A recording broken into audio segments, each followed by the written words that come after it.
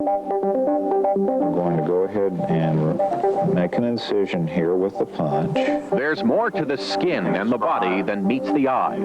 When there's questions if a biopsy is malignant or whether it's time for surgery, that's when doctors and patients turn to medicine's version of Sherlock Holmes, the skin and tissue experts of dermatopathology.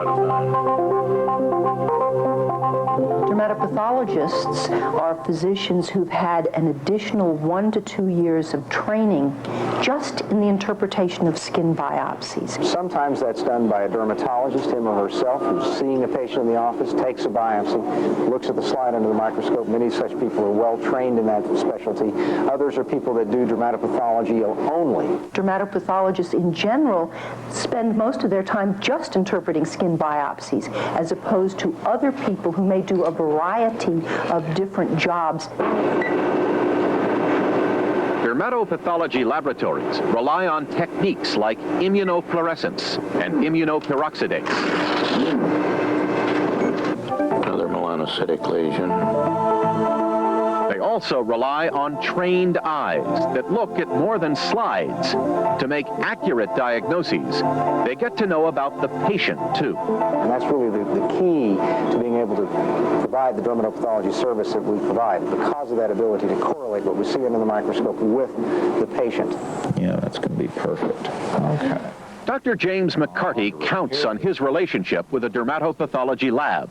He knows they speak his language. We can describe to the dermatopathologist what the clinical findings are, and he knows exactly what we're talking about, whereas the general pathologist might very well be lost. Communication in pathology and in dermatopathology in particular is just essential in being able to render these correct diagnoses on patients.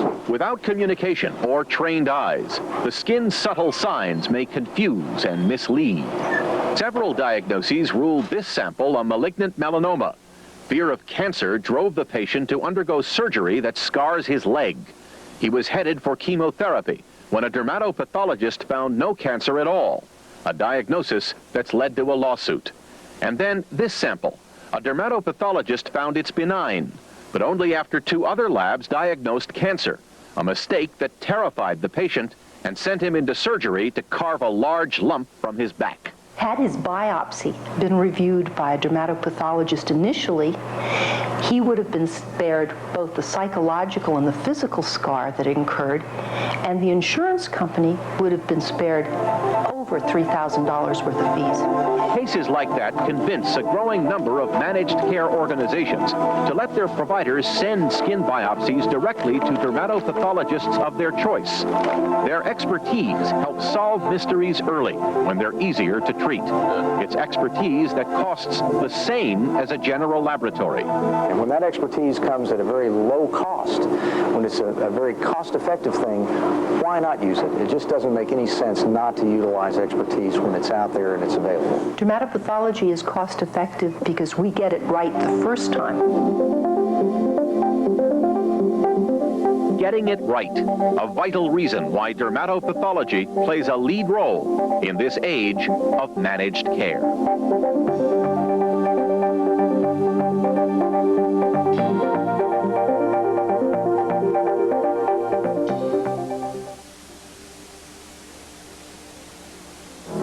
From ABC News, 2020 Sunday continues. And now, Barbara Walters. Now a very important health issue that you probably never think about. You trust your doctors and the medical labs they use to read your tests. But can you trust them to always spot a problem, especially a life-threatening one? Most people do, including the people you're about to meet. They were told that they were healthy, and they believed it.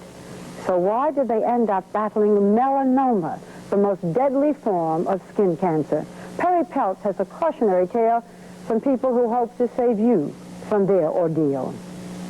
There's one outside. You make your bed, I'm going to make mine, and we're going to go get some breakfast. Like most working mothers, Dorothy Schaefer was juggling the demands of her career with those of her family. Before we do bed making. A mother of 2 young children, she was building a private practice as a psychologist and had been fixing up their home with her husband Steve in Ithaca, New York. Dorothy's life was so full, she barely had time for herself. Until 1 year ago, when Dorothy learned that she had melanoma, a deadly form of skin cancer. Dorothy says her problem actually started 7 years earlier. I noticed I had a mole on the back of my left calf, and I went to my dermatologist, and she said, yeah, I don't like the look of that. I'm taking it off right now. She took it off then and there in the office the first time I went to see her. Dorothy's biopsy was sent to SmithKline Beecham Clinical Laboratories for analysis. The doctor there wrote a report that said this was a little mole and nothing to worry about. But 7 years later, Dorothy was roughhousing with her son when she suddenly felt a sharp pain. We were goofing around, and he bumped my leg up near the groin, and I had a bump. Did your mind go back at all at that point to your mole? No. No connection? I didn't think of it. When the bump didn't go away, Dorothy went to the hospital to have it checked, and that's when she learned she had cancer. And he asked me, have you ever had a mole come and go on that leg? And I said, no, none had ever just disappeared, but that I had had one taken off years before. Dorothy got her biopsy slides back from SmithKline Beecham and had them reanalyzed by pathologists in Ithaca. When we reviewed biopsy slides from Ms. Schaefer, we felt that it was a malignant melanoma. Dr. William Field says if Dorothy's melanoma had been diagnosed the first time, there would have been little risk to her health. The reported incidence of risk for spread is approximately 5%, assuming it has all been removed at that time. But because it was undetected, Dorothy says her melanoma went untreated and had spread into her lymph system. Now she was facing a 70% chance of recurrence.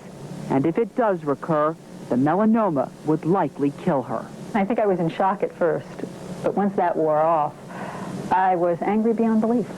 How could you make a mistake of this magnitude? People's lives depend on you doing it right.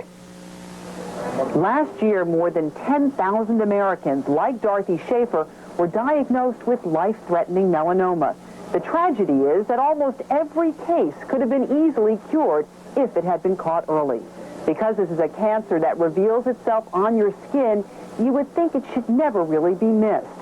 There are no studies on how often melanoma is misdiagnosed, but many experts agree this is a serious problem. Libby Mercanja says her managed care mismanaged her case. A 32-year-old beautician, wife, and mother from suburban Pittsburgh, Libby had a mole on her shoulder that she felt was unattractive. So she went to a dermatologist to have it removed. What did the dermatologist tell you? She just told me that basically it looked benign, that it was just a mole, and I made the appointment just to have the mole removed. Libby's dermatologist took a sample of the mole and sent it to SkinPath Laboratories, now known as Quest Diagnostics.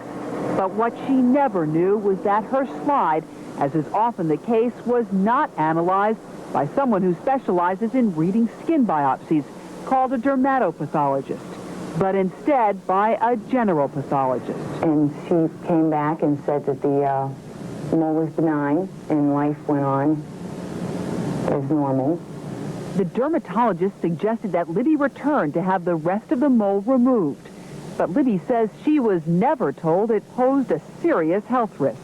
And I asked her the question, I said, well, I have a little piece left on, do I need to have this removed? And she said, there's no hurry in doing that. You can do that at your convenience, whether it's a month, a year.